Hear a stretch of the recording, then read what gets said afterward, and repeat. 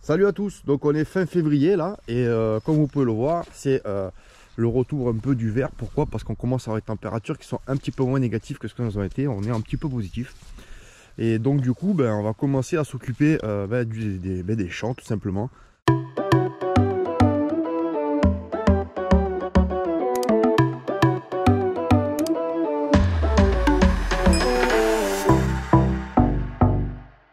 Ce que vous voyez là, c'est les cannes sèches des topinambours, vous voyez, c'est ça. Bon, ça c'est Cléo, et ça c'est topinambour que vous voyez là, au sol. Il y en a un peu de partout, donc on va même pouvoir faire quelques soupes, parce que je vois qu'il y en a beaucoup en fait. On va récupérer parce que bon, le topinambour c'est pas que, mais il faut faire attention, c'est super envahissant, dès lors qu'on les laisse un peu sans les récupérer. Et là vous voyez que le champ de tomates, en fait il est resté tel que pendant toute la saison, tout s'est décomposé au sol.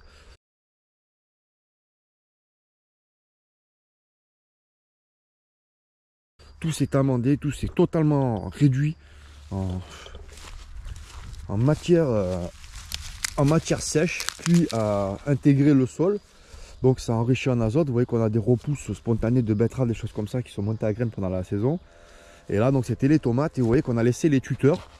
Et les tuteurs cette année ils ont été montés avec des attaches naturelles en raffia. Donc du coup pas de souci cette année avec les œillets métalliques comme j'ai fait les autres années. J'ai voulu gagner du temps. Donc il fait très très froid là. Il va faire 2-3 degrés. Et donc j'ai attendu qu'on sorte un peu les températures négatives pour que le sol dégèle. Ça fait une semaine, là, une semaine 10 jours qu'on n'est plus en négatif. Donc je vois que le sol n'est plus gelé. Donc c'est le moment qui est pour moi où je vais venir y remettre à propre pour préparer la saison. Et je vais commencer déjà par enlever tous ces tuteurs. Ça va me demander un certain temps parce qu'il y a plus d'une centaine de tuteurs là sur cette parcelle là. Et elle a été enrichie, donc lombricomposteur, cendre, donc comme j'ai expliqué, moi j'ai pas une terre du tout qui est acide, mais alors pas du tout acide, donc j'enrichis en potasse comme ça. Je fais vraiment à la Walligan. Je vous ai fait une vidéo vraiment spécialisée hein, où je vous expliquais bien les bienfaits de la cendre au jardin. Donc ça vous pouvez le chercher. Là vous voyez je m'enfonce vraiment, c'est vraiment très très souple. Tout l'hiver ça a travaillé, tout l'hiver en fait mes auxiliaires ils étaient là, ils ont bossé. Je sais très bien que là si je prends une petite pelletée là en surface il n'y aura peut-être pas grand chose, mais dès que je plonge un petit peu là sur les 15 cm, je vous expliquais aussi le rôle des vers épigéants, endogés, etc. Et à quelle saison ils sont en surface, à quelle saison ils plongent, à quelle saison ils mélangent, etc. Parce qu'il y a des cycles en fait qui se produisent. Et là c'est vraiment le moment pour moi à cette période de venir vraiment mettre à plat, gratter un peu avant que ça n'aille trop loin, que ça fasse des montées en graines et que ça ait trop d'herbe. Donc premier épisode là, on entame la saison. On va commencer par enlever ces magnifiques tuteurs qui sont vraiment là, très bien enfoncés. Certains jusqu'à la roche-mère. Donc là on va s'amuser pendant un petit moment. Vous voyez on a les copains, les chats. Ici nous avons juste là Cléo. Et là nous avons Princesse. Ça c'est les chats de l'extérieur qui sont nés ici, stérilisés. Oh tu dis bonjour Fifi. Oui. Oh là là, oh là là, oh là là, oh là là.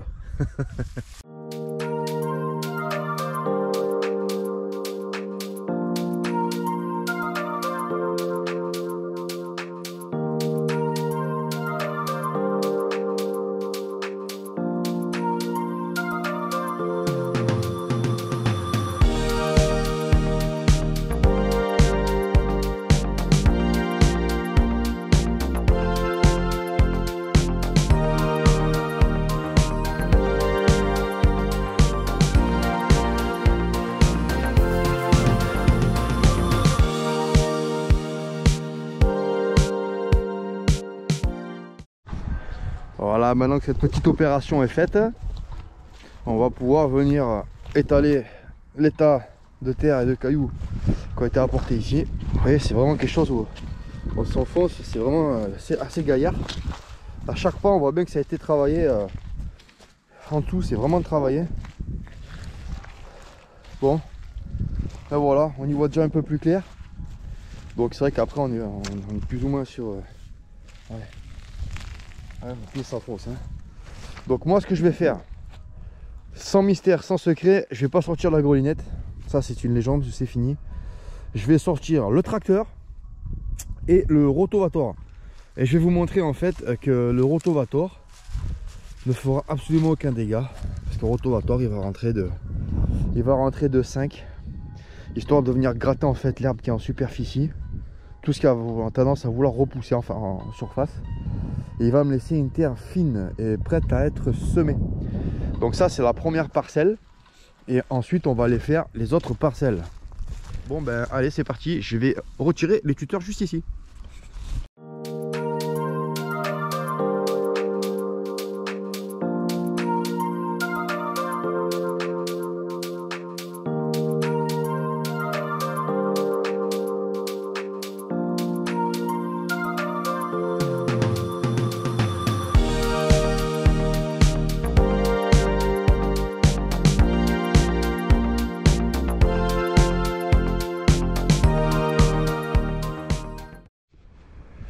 Bon, nouvelle étape maintenant, je vais commencer à ramasser tous les cailloux que j'ai laissés là, que j'ai pas eu le temps de ramasser, donc je vais faire un ramassage grossier, que je vais mettre dans la brouette et je vais venir simplement pailler le figuier là-bas au fond, où j'ai mis du compost, en fait j'ai mis des vieilles courges et je vais recouvrir de cailloux.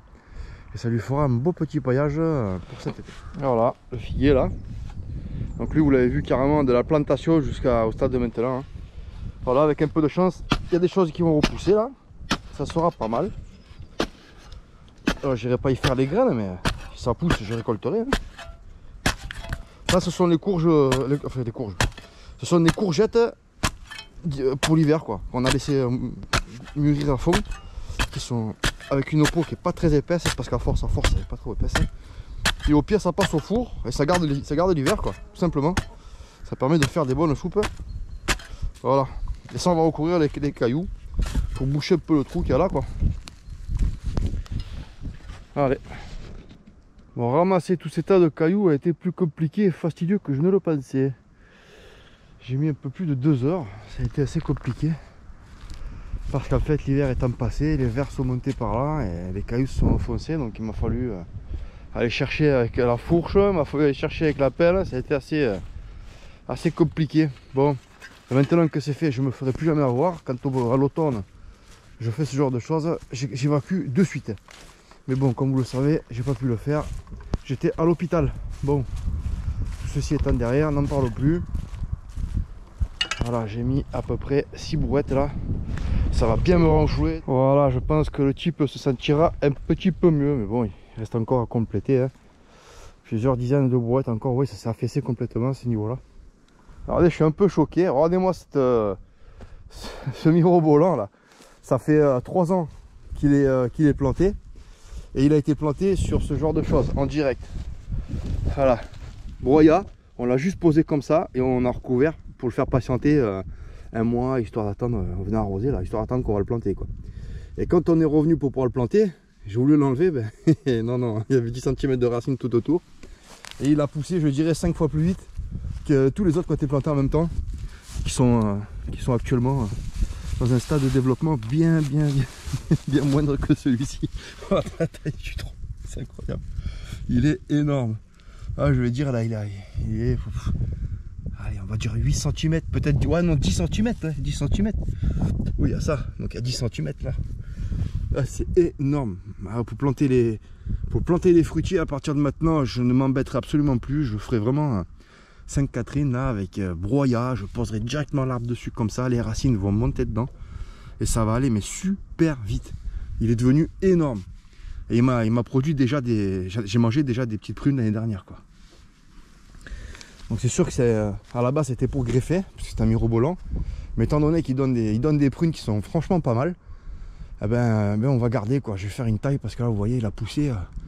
Là il a plus de 4 mètres de haut là. C'est incroyable la vitesse à laquelle il a poussé quoi. Sachant la nature du sol qu'il y avait là. Vous l'avez vu le sol qui était ici. C'est quand j'ai fait la vidéo fabriquer un sol vivant en 1 an. Et que je tapais là bam bam. Ben, c'est ici que je tapais en fait. Voilà. Je sais pas ce que ça. D'accord. exactement là que je tapais. Vous voyez, il y a la butte juste à côté. Et là, on a la butte enfin, ce que j'ai mis les bottes de paille là, qui ont totalement disparu. Donc c'était vraiment un sol noir et compact et caillou quoi. C'était une route là. Vous avez vu la taille du machin, c'est incroyable. Enfin, franchement, c'est franchement incroyable. J'ai du mal.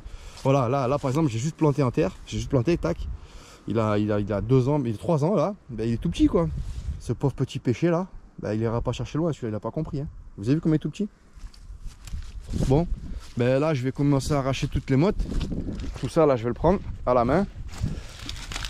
Là, je le prends à la main comme ça et je vais aller le jeter dans le trou à compost. Parce que ça, c'est pas bon. Hein. Ça va se filer autour des lames, les machins, c'est pas bon quoi. Allez, je fais ça. Et ensuite, on passe à la machine. Bon, ben voilà. Hein. Il ne me reste plus que les topinambours que je vais garder pour pouvoir voir aussi qu'il faut que je creuse. Pour récupérer donc les petits tubercules, histoire de pouvoir les replanter. Ouais, ça fait déjà un peu plus plat. Hein. Donc j'ai fait un tas de compost là. J'ai mis au trou là-bas derrière. Certains connaissent. Eh ben écoutez, c'est sorti super bien puisque ça a décomposé pendant tout l'hiver. Mais j'ai eu, voilà, vous voyez, c'est les trous que j'ai dû faire à la pelle pour récupérer donc le fameux caillou. Et là, ben, il m'était arrivé une galère. Mais alors une galère, les amis. J'ai pas pris la fourche. Je me suis dit c'est bon, mon guerrier, ça sort super bien. Vous voyez, j'en ai gardé un pour vous montrer là. Bon, pour ceux qui ont déjà vu, c'est des racines qui plongent à ça fait 50 cm sur la profondeur et ça fait presque 1 mètre tout le tour.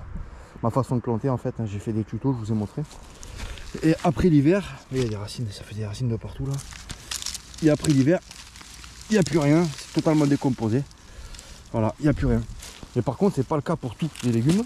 Et je n'avais jamais eu à expérimenter ça parce que finalement, j'ai toujours coupé à ras. Puis je suis passé à côté. En fait, je sais pas pourquoi, parce que depuis des années que j'en cultive, ça m'était jamais arrivé. Ben là, j'avais une vingtaine de pieds d'aubergines que j'avais mis en semis dès le mois de décembre l'année dernière. Donc j'avais des aubergines vraiment golgotes. Ah ben croyez-moi les amis, je fais pas loin de 100 kg. Je suis pas rond du tout, hein, je sais pas pour ceux qui comprennent. Eh ben j'en ai chié, mais j'en ai chié. À tel point que les derniers, ben, je suis carrément parti chercher la fourche parce que ouais, j'ai fait des gros trous là. Parce que ben, j'arrivais plus à étirer. Donc c'était enterré jusque là. Et ça me fait des racines, je sais pas si vous vous rendez compte. Mais ça me fait des racines mais hyper costauds. De fou. Et on a beau tirer dessus, en fait ça glisse. Voilà, donc ben ça j'en ai chié des ronds de bouteille, ça m'arrivera plus. La prochaine fois je me déplacerai avec la fourche. J'ai eu la flemme d'aller la chercher, elle était un peu loin. Ben franchement, déterrer des aubergines, vous voyez là il y en a un là, il est tout petit là. Tout petit, c'est rien du tout ça. Voilà. Bon. On ne dirait pas, mais à tirer c'est quand même galère. Hein. Voilà, par exemple il va falloir coucher les herbes parce que ça si je le mets dans le rotovator, ça va le boucher tout de suite. Donc ça il va falloir le coucher. Voilà, c'est déjà plus propre. Alors il y a un truc que je kiffe dans ma vie, mais à fond la caisse. Ben, c'est prendre à pleine main une bonne poignée d'ortie comme ça là. C'est génial, ça c'est trop bien. Voilà.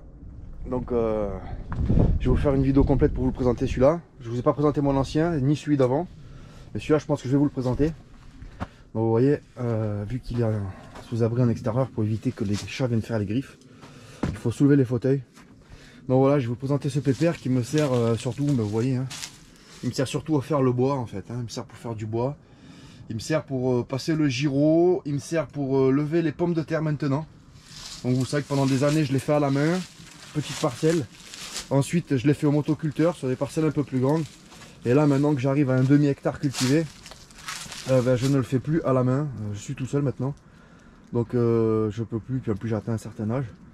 Donc je ne peux plus le faire à la main, d'ailleurs je ne veux plus le faire à la main parce que c'est trop fatigant, c'est trop mal. Voilà, ça va bien quand on a 20 ans, mais après quand on commence à prendre de l'âge et de la bouteille, eh ben, on commence à avoir un peu mal de partout. On commence à avoir les mains calleuses et abîmées et usées, et bon ben voilà.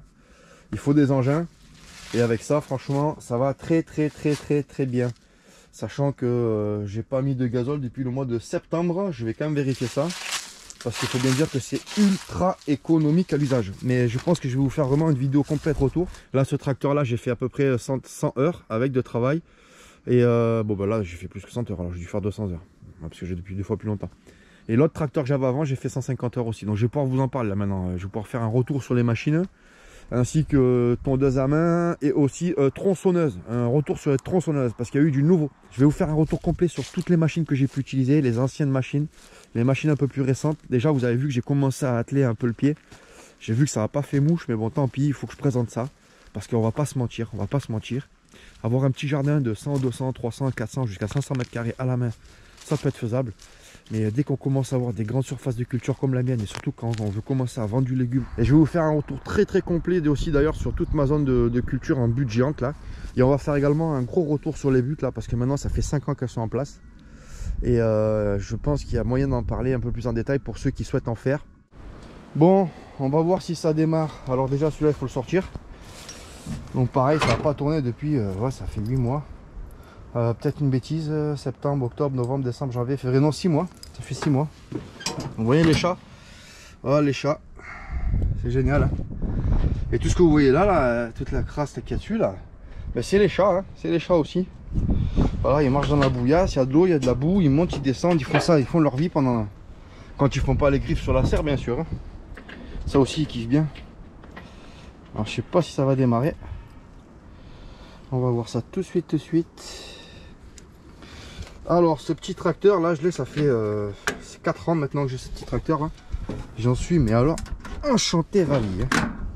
Et c'est pas mon premier. Hein. Bon alors voilà, est-ce que ça démarre? Ah, il y a de la batterie déjà, c'est bien.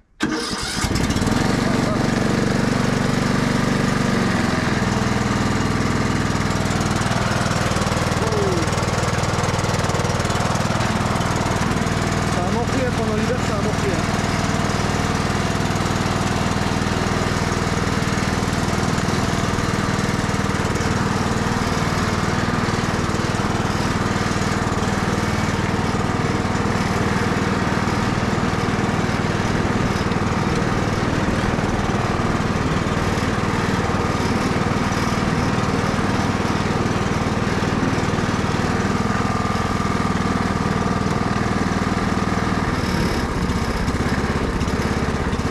On va le laisser tourner. Il a morflé hein, pendant l'hiver. Hein. Là ça demande un peu l'entretien pour être relancé au printemps.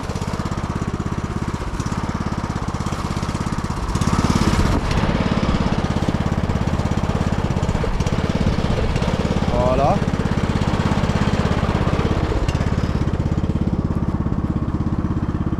Les amis. Oh mon dieu. Allez, on va voir ce que ça donne là. Le machin il s'était enfoncé dans le sol. Bah lui pareil. Hein. Alors je vous ferai un gros retour vidéo là-dessus, ne vous faites pas de soucis. Évidemment, les clés elles sont sur l'autre tracteur.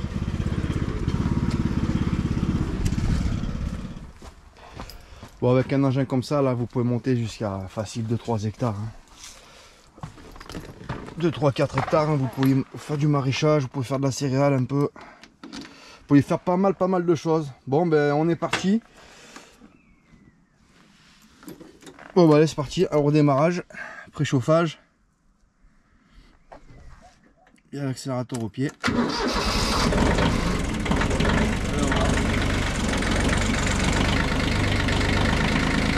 Au quart de tour manivelle. Ça c'est du bon matériel.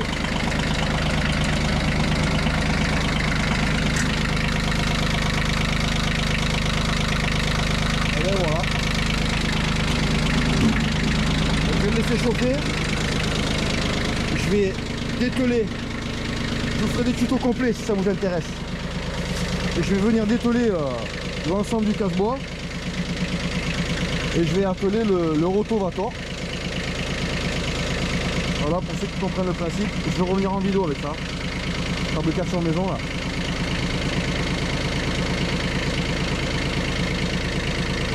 Allez, à tout de suite.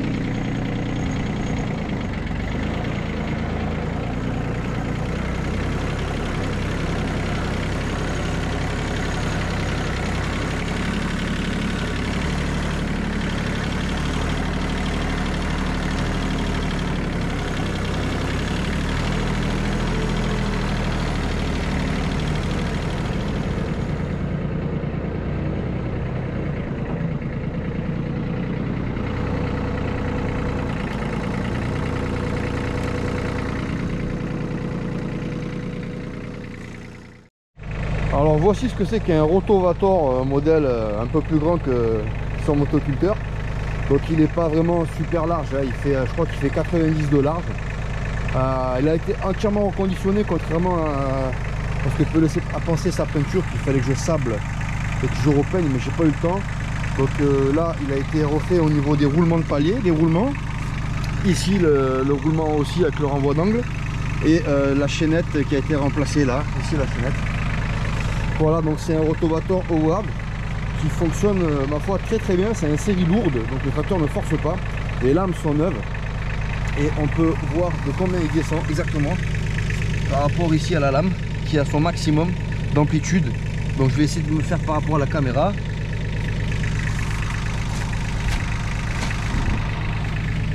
Voilà, par rapport à la caméra, on va bien le voir là. Voilà, là on va le voir nickel. Donc on va essayer de prendre exactement. Vous voyez, je vais aller là-bas. Voilà, donc on est sur ça quoi. On est sur à peu près 5 cm. C'est voulu, hein, c'est moi qui ai choisi la hauteur. Donc ça rentre à peine, ça enlève le tapis racinaire. Ça me permet d'avoir une terre prête à semer sans aller faire de labour. Donc c'est vraiment l'idéal pour moi, ne pas avoir à travailler manuellement, arracher à la main manuellement. Donc voilà, bah écoutez, ceci étant fait, il ne me reste plus qu'à l'atteler. Donc il y a un cardan, là-dessus il n'y a pas besoin d'avoir de roue libre. Parce que quand je vous expliquerai ça dans une autre vidéo. Donc il n'y a plus qu'à l'atteler. Allez, on y va. Par contre il est très lourd celui-ci. Autant dire, j'arrive pas à le bouger tout seul. Donc voilà, c'est une série lourde. Allez, je vais l'atteler et on se voit après. Bon ben voilà, après ce grand moment de solitude, je suis bien content d'y être arrivé parce que croyez-moi, c'est la merde à mettre ce truc. Et on peut avoir grand respect pour les agriculteurs, c'est pas la moitié d'un con, hein, parce que ça, c'est un petit jouet à côté de Rotavator qu'ils ont les mecs. Et il suffit qu'il y ait 1 mm en haut qu'en bas et qu'il n'y ait plus rien qui rentre et tout se met en branle et puis c'est fini.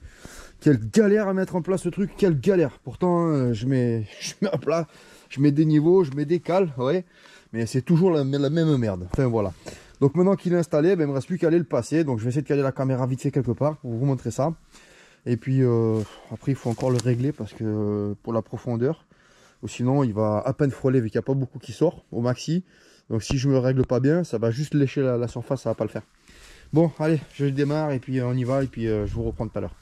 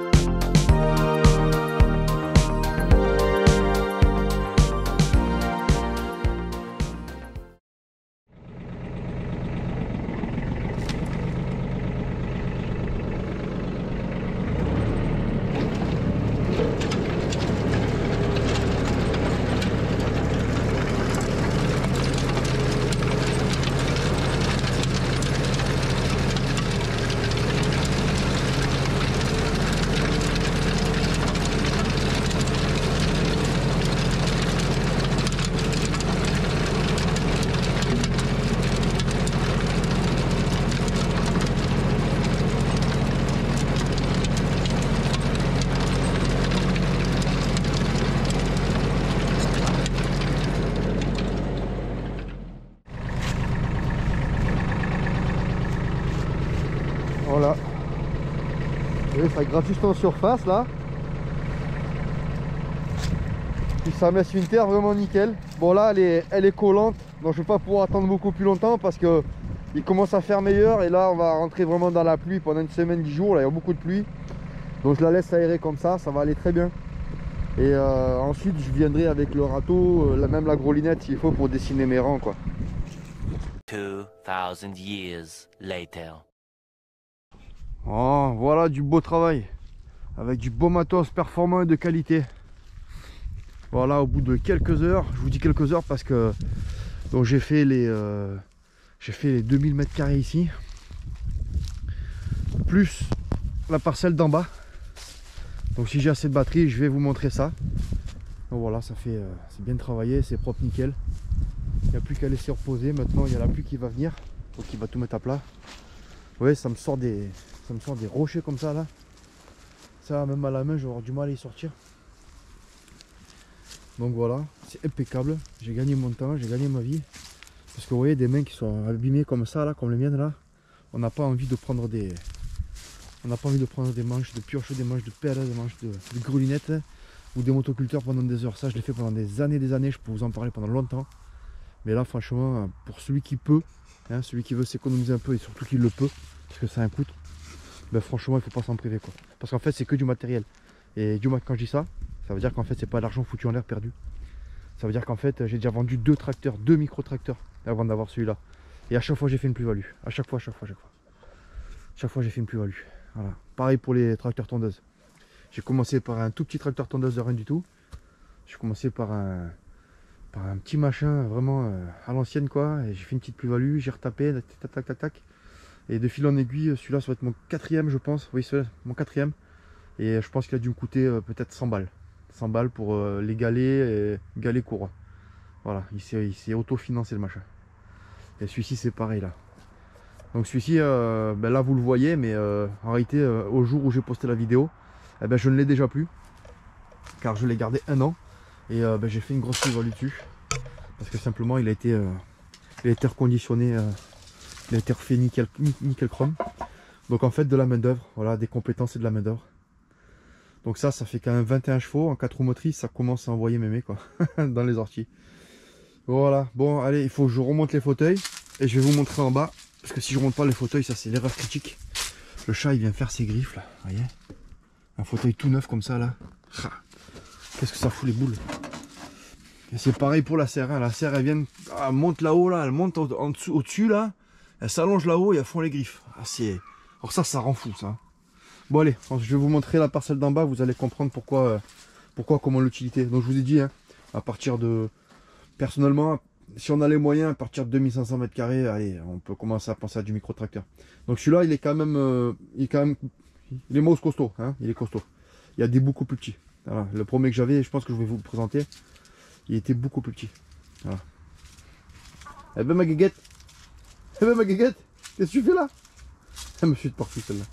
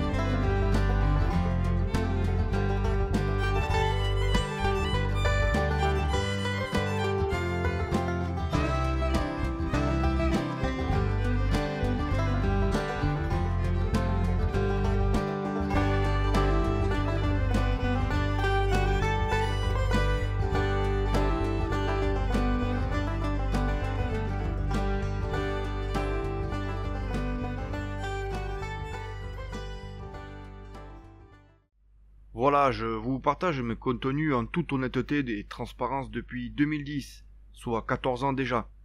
Vous avez vu ma façon de faire évoluer au fil du temps, mes surfaces s'agrandir et se diversifier. Vous m'avez vu partir de rien, 3 fois. Vous avez vu du début, on arrive sur site, on pose les valises, premier travail du sol, semis, repiquage, plantation, soins, hydratation, récolte, conditionnement, etc. Alors dites-moi en commentaire si vous pensez que le sol est plus abîmé avec la technique que je vous présente, à des fins d'exploitation pour en obtenir des légumes, faire du maraîchage pour la saison, et non laisser les sols en nature sauvage. Ici j'ai des ronces et des orties, ça ne fait pas manger une famille et ça ne fait pas bon ménage avec les légumes potagers.